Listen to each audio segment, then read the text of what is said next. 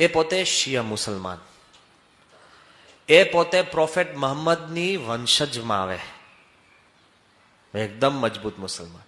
એમણે અમને સંતોને કહ્યું કે સ્વામી તમે એક કામ કરો ને, મારી મોટી હોસ્પિટલ છે બહરૈન ઇન્ટરનેશનલ હોસ્પિટલ, ત્યાં આવીને પ્રવચન કરો. હવે જે હોસ્પિટલમાં 90થી વધારે ડોક્ટર અને એમાં 95% બધા જ શિયા મુસલમાન, એમાં આપણે જઈને પ્રવચન કરવાનું. સમજી ગયા? એટલે અમે તો ગયા સંતો, અને બધા જ સભામાં બેઠા હતા. કેમ બેઠા હતા? અમારા માટે નતા બેઠા. કોની માટે? ડોક્ટર જીરા પોતે chairman and honour of the hospital. એટલે ઘણા બધા છે ને જીરા સાહેબને માન આપવા જ બેઠા હોય. અમે જેવા બેઠા એટલે તરત જ હરિભક્ત આઈને મને કીધું, મેં કીધું કે સ્વામી જરાય કોઈ મૂર્તિની વાત ના કરતા, આ ના કરતા બરાબર, અને અક્ષરધામની પણ વાત ના કરતા, અને બહુ ઝાજી વાત ના કરતા, આ અંતે હવે કરવાનું શું? તો બધી જ બાજુથી તમારા હાથ બાંધી દે ને પછી કે હવે તમે પેઇન્ટિંગ કરો, કરવાનું શું? એટલે પછી બોલવાનું તો હતું જ. એટલે હું બોલ્યો, પણ એકદમ છે ને ડાયાબેટિક પ્રવચન. સમજી ગયા? ડાયાબેટિક ફૂડ કેવું હોય? ઘી ના હોય, ખાંડ ના હોય, આ ના હોય, બટાકા ના હોય. જે ખાવાનું હોય ને ખાવાનું હોય, પણ કેવું ડાયાબેટિક? કોઈને આમાં રસ ના પડે, એમને રસ નહીં, મને રસ નહીં, એકદમ નિરસ. 15-20 મિનિટ બધું પ્રવચન કરીને બધું પેક કરીને બધું પૂરું કર્યું, કાંઈ જ વાત નથી કરવાની. પછી ડોક્ટર જીરા ઉભા થયા. જેટલી ખાંડ મેં નથી નાખીને બધી એને નાખી. જો એ પહેલા ઉભા થયા તો આપણને હાંસ હોત. એમને કીધું, પહેલું જ શરૂ કર્યું કે આ હું કેમ આ સંતોને અહીંયા લાયા છે ખબર છે? કે હિન્દુ સાધુ છે, જે મારે નતું કેવું એને કીધું. અને કે સ્વામિનારાયણના સાધુ છે, અને કે મને આ સાધુઓને જોઈને છાતી ગજગજ ફૂલે છે. લે બધા હા પાડે, કોણ ના પાડે? એમને બધા હા પાડે. પછી એમણે વાત કરી, હું કહું છું, કે આપણા શાસ્ત્રમાં લખેલું છે, મુસલમાન શાસ્ત્રોમાં, કે એવા ઓલિયા પુરુષ હોય કે જ્યારે એ ઓલિયા પુરુષના તમે દર્શન કરો ને ચારે બાજુ તમને દેવદૂત ઉડતા ફરતા દેખાય. એ શાસ્ત્રમાં વાત લખેલી છે, પણ તમે કોઈ દિવસ જોયા છે? તો બધા કે ના.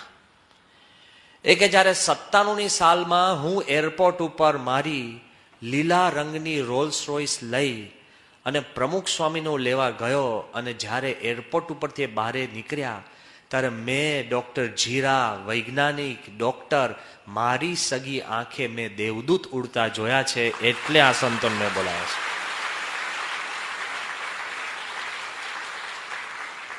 આ ખાનગી વાત નથી, જાહેરમાં વાત છે, અને એમણે કરેલી વાત છે. એ કે મેં જોયા છે. અને કે બીજી વાત કરું, આ છેલ્લા 10 વર્ષની અંદર અમે બધી જ ગાડી વેચીને નવી લીધી છે. મારા ધર્મપત્ની આ લીલી ગાડી એ વેચવા નથી દેતા, કારણ કે જ્યારે અમે જોઈએ છીએ ને ત્યારે અમને દેવદૂતનો અહેસાસ થાય છે. પોટન્સી તો જુઓ. અને એક સ્ટેટમેન્ટ જેણે કર્યું ને, I don't think anybody can introduce our સંસ્થા better than this. હું તો શું કહેનાર, તમે તો શું કહેનાર? એક શિયા મુસલમાન આવીને જે વાત કરી ગયા ને, સાંભળજો શાંતિથી. એમણે વાત એમ કરી કે આપણે એમ માનીએ છીએ કે દુનિયાના તમામ ધર્મ સાચા છે, હિન્દુ, ક્રિશ્ચિયન, મુસલમાન. એ કે તમામ ધર્મ એક માર્ગ છે ભગવાન સુધી પહોંચવાનો, એ બોલે છે. અને હું એમ માનું છું કે દરેક માર્ગે તમે ભગવાનને પહોંચી શકો છો. પહેલા અંગ્રેજીમાં કહું છું ને પછી ગુજરાતી કરીશ. એ કે every road pathway leads to God and each religion prophesies a path that takes you to God. But take my experience. The widest and the most comfortable path to God is the path shown by Pramukh Swami Maharaj. એક પણ ધર્મનું ખંડન કર્યા વગર એને પ્રમુખ સ્વામીનો માર્ગ સર્વેથી પર મૂક્યો, એમણે મૂક્યો. હવે આ જે મારે કહેવાનું હતું ને બધું એ કહે છે. જો સ્વામી ધારે ને તો આપણા કોઈની જરૂર નથી, કોઈની નહીં. સ્વામી ધારે તો કોઈ નાસ્તિકમાં રહીને પણ ભગવાનની વાત કરાવી શકે, જેટલું એમની પાસે શક્તિ છે. કોઈક દર્શન કરે ને ભગવાનનો અહેસાસ થાય, કોઈ સ્પર્શ કરે એને કંઈક નજીક મિત્રતાનો અનુભવ થાય, કોઈ સ્મૃતિ કરે, કેટલી બધી એમાં પાવર છે. એ જ્યારે આપણા મનની અંદર ખ્યાલ પછાડે ત્યારે આપણા મનમાં થવું જોઈએ કે હુ ઇઝ પ્રમુખ સ્વામી. આપણા મનની અંદર એવું સતત મનમાં થવું જોઈએ કે આપણને જે સત્પુરુષની પ્રાપ્તિ થઈ છે ને એ કંઈક જુદી છે, અને એ જે વૈભવ છે કંઈક જુદો છે. સ્વામીની નજીકમાં જ્યારે ડોક્ટર કુરિયન 1985ની સાલમાં આવ્યા તે વખતે તેમની તો એકદમ પીક ઉપર હતા. ધ વ્હાઇટ રેવોલ્યુશન, દુનિયામાં સન્માન, જે કાર્ય કર્યું હતું એ પબ્લિકને લાભ, બીજાને લાભ, બધાને લાભ. જ્યારે એમનું સન્માન કરવા આપણે 85ના ઉત્સવમાં બોલાવ્યા ત્યારે કુરિયન સાહેબ એક વાત કરીને બધાએ વિચારવા જેવી છે કે આપણે કઈ હેસિયતથી સ્વામીને માપી શકશું.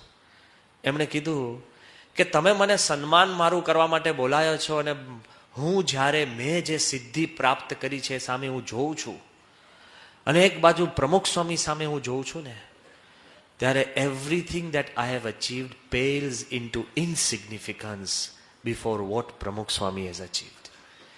કે મેં જે કાંઈ સિદ્ધિ પ્રાપ્ત કરી છે એ નૈવત અદૃશ્ય થઈ જાય છે જ્યારે હું પ્રમુખ સ્વામીની સામે હું જોઉં છું. ત્યારે ભલ ભલા સિદ્ધ, ભલ ભલા સત્તાધીશ, ભલ ભલા આવડતવાન, ભલ ભલા સ્થિતિવાળા માણસો પણ જ્યારે સ્વામીની સામે જુએ છે ને ત્યારે એ લોકોને લાગે છે કે નૈવત છે. આપણે શું માપી શકતા? હુ ઇઝ પ્રમુખ સ્વામી? કોઈ નથી કરી શકતું. ને આપણા અંતરની અંદર શું હેસિયત, શું આવડત, શું સદગુણ, કયા માપદંડે આપણે સત્પુરુષને માપી શકીએ? બહુ જ અઘરું છે ને, બહુ અશક્ય છે. આખી છે ને મેઝરમેન્ટ લેવલ જુદું છે. જે કાંઈ આપણે કરીએ અંતરનો જે વૈભવ સ્વામીનો જુદો છે.